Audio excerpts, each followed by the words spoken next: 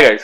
तो समय चल रहा था अप्रैल 1992 का, जहां पर एक बहुत famous journalist and that is Sucheta Dalal, उन्होंने ये डिस्कवर करा कि जो हर्षद मेहता है वो अपने जो मनी है उसको काफी गलत तरीके से एक्सट्रैक्ट करके उसे स्टॉक मार्केट में इन्वेस्ट कर रहे हैं। So in this video we are going to discuss about Harshad Mehta journey की उन्होंने कैसे इतना बड़ा स्कैम करा और कैसे उनके एक स्कैम से जो पूरा बैंकिंग सिस्टम था और पूरा स्टॉक मार्केट था वो उस दिन के बाद से पूरा कंप्लीटली हिल गया। Let's start. अब स्टार्टिंग हमको स्टार्टिंग से करनी पड़ेगी। तो स्टार्टिंग हुई थी चीज की अर्ली 90s में, जहां पर जब जो बैंक्स थे उस टाइम पे छोटे छोटे, तो वो एक दूसरे से काफी छोटे छोटे लोन्स प्रोवाइड करते थे एक दूसरे को, जिसको हम रेडी फॉरवर्ड डील भी कहते थे।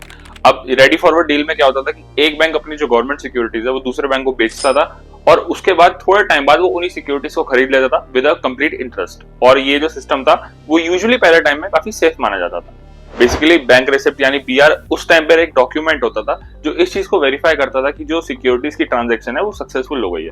मगर यहाँ पर सबसे बड़ा लूपहोल ये था कि कभी कभार जो बैंक्स थे वो बीआर को इशू कर देते थे बिना किसी परमिशन के और बिना किसी एक्चुअली सिक्योरिटीज ट्रांसफर किए। अब हर्षद मेहता जी ने यही लूपहोल को आइडेंटिफाई करा। उन्होंने देखा कि जो बीआर है वो बिना सिक्योरिटी ट्रांसफर किए भी इशू कर दिए जाते हैं। तो उन्होंने जो छोटे छोटे बैंक है जैसे बैंक ऑफ करड़ या फिर कोऑपरेटिव मेट्रोपॉलिटन बैंक, इन सारे बैंक्स के जो ऑफिशियल्स हैं, करप्ट ऑफिशियल्स हैं, उन लोगों के साथ एक डील करी और जो ऑफिशियल्स हैं उन्होंने हर्षद मेहता को फेक बीआर बनवा कर दिए। फेक बीआर का हर्षद मेहता ने यूज करा बड़े बड़े बैंक जैसे एसबीआई से करोड़ों का लोन उठाने में।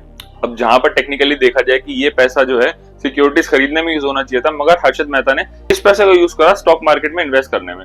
अब उन्होंने एक काफी famous strategy that is pump and dump उसको इंप्लीमेंट करा स्टॉक मार्केट में। पंप एंड डंप बेसिकली ये होता है कि आप किसी एक कंपनी के स्टॉक्स को बहुत ज्यादा पंप करते हो और जब उसका जो प्राइस है वो बहुत ज्यादा बढ़ जाता है तो उसके बाद आप उसको डंप कर देते हो। तो काफी फेमस कंपनी जैसे एसीसी, स्टेरलाइट और वीडियोकॉन में उन्होंने स्ट्रेटेजी इंप्लीमेंट करी।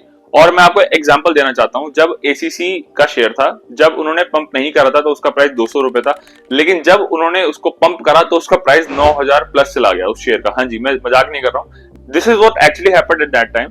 मगर सब लोगों को समझ नहीं आ रहा था कि ये इसका प्राइस एकदम से कैसे बढ़ गया। तो काफी सारे इन्वेस्टर्स ने लगा कि रैली हो रही है और उन्होंने उसमें पैसा इन्वेस्ट करना स्टार्ट कर दिए। और जब उसका जो प्राइस है वो बहुत ज्यादा बढ़ गया तो हर्षद मेहता ने अपनी जो सिक्योरिटीज थी उसको वापस ले लिया और करोड़ों या अरबों का प्रॉफिट उन्होंने उसमें से कमा लिया। अब यहाँ पर जो कंपनी है उसकी डिमांड तो आर्टिफिशियली बढ़ाई गई, मगर एक बहुत इलीगल तरीका था।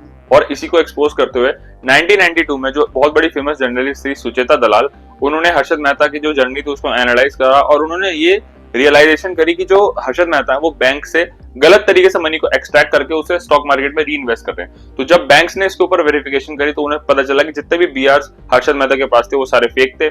सिक्योरिटीज जो थी वो कभी बैंक के पास पहुंची नहीं और पैसा भी बैंक से कभी उनके पास बैंक के पास गया नहीं। हर्षद मेहता पे टोटल 21 क्रिमिनल केसेस हुए और इस वजह से उनको जेल जाना पड़ा और 2001 में उनकी बहुत ही ज्यादा ट्रेजिक मौत हो गई हार्ट अटैक से। वेल, आपको क्या लगता है कि हर्षद मेहता जो बहुत ज्यादा जीनियस है जिन्होंने ये लूपहोल आइडेंटिफाई करा बैंकिंग सिस्टम में, या फिर वो बहुत बड़े फ्रॉडी थे जिन्होंने लाखों इन्वेस्टर्स का जो पैसा था वो डुबवा दिया? तो इस कमेंट्स में जरूर बताना। Like this video.